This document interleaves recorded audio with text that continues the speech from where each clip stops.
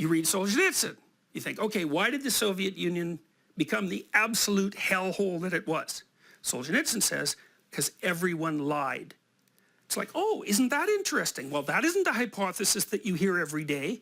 So then you think about Freud and you think, well, what's the major cause of mental illness? Repression.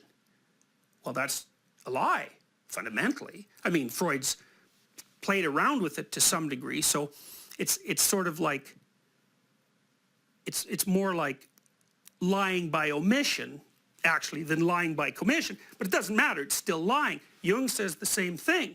It's like, oh, well, wouldn't it be interesting if the fundamental root of psychopathology was the lie? The fundamental root of political psychopathology is the lie. It's like, well, what if that's what's demolishing your life? You know, people say, well,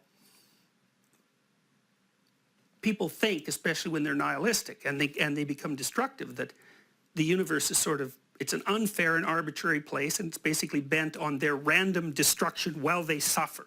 It's something like that. Yeah, right. Okay, what do you do under those circumstances? That's the question. Well, one potential answer is twist the thing so that you can maybe get what you hypothetically want out of it.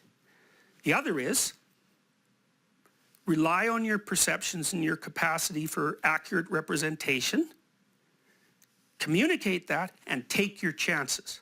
It's like, who's right? Well, that's the battle between good and evil. Who's right? It's a continual battle.